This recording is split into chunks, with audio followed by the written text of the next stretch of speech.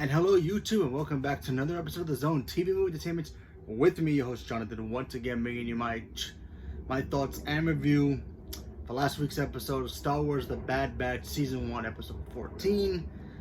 Now this episode was very straightforward. So in this episode we have the team, they get a distress call from Rex, who one of his allies, one of his clone brothers, is pretty much being hunted down by the Empire, and he needs help immediately. Unfortunately, Rex can't go himself because he has his own matters to tend to, so he gets the Bad Batch to pretty much ask them a favor to go help him out.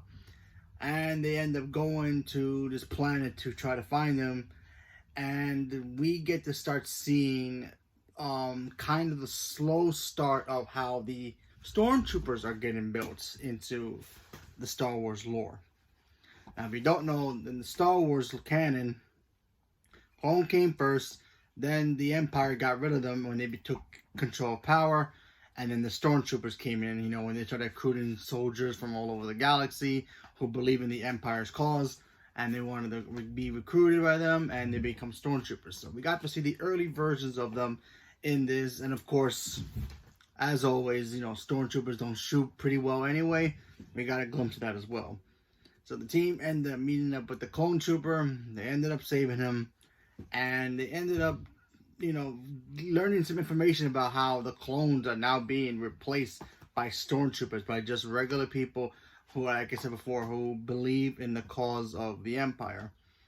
So, yeah, that was basically the gist of the episode. We also got to see moments where the clones are starting to not only notice that the Empire's now become rising in power. Now they gotta figure out a way to stop them before it becomes too late.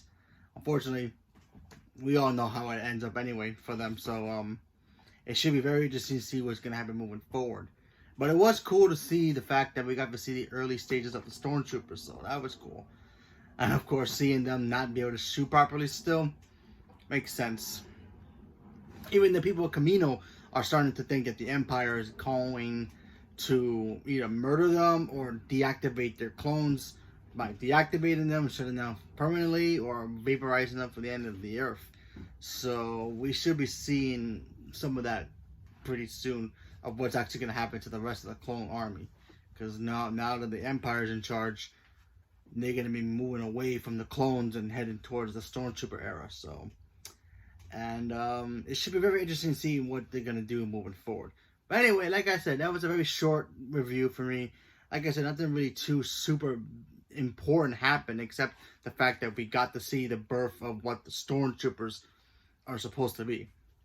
So that was a big key thing. How the Stormtroopers come to be, what happens to the clones. We still really don't know exactly what's going to happen to the clones, but I would assume that the Empire is going to start going after them all. Maybe they will rebel. Maybe Kamino rebels. We don't know yet. Kamino tries to get other people to help them out. That way, if anybody else wants clone armies, they will make them for them in secret. So that way the Empire doesn't know. And also, if the other planets want to rebel against them, they have clones for backup. But let's see what happens with Kamino in the future episodes. But fun little episode. I enjoyed it, and I just love, even in cartoon form, the stormtroopers still can't shoot for nothing. Literally, they have targets right in front of them, and they still are the most horrible shooters in the galaxy. But we love them. They're awesome in their own goofy way. But yeah, like I said before, fun episode. So leave me a comment below. Let me know what you guys thought about this episode. And what do you think is going to happen to Kamino? Maybe you guys know more than I do, because I really don't know. They really don't talk about Kamino moving, throughout the other movies. But I would assume probably maybe the planet gets blown up by maybe the Death Star. Maybe they're building the Death Star at this point. Because I'm pretty sure maybe this is even before Han Solo. Even way before Rogue One, probably. So I'm pretty sure they already got the plans. They got the plans for the Death Star already from episode 3, so they're probably building that already. Maybe Kamino gets blown up. Maybe it was part of a book. I just don't know. We have to wait and see. So leave me a comment below. Let me know. Thank you very much, and have a good day.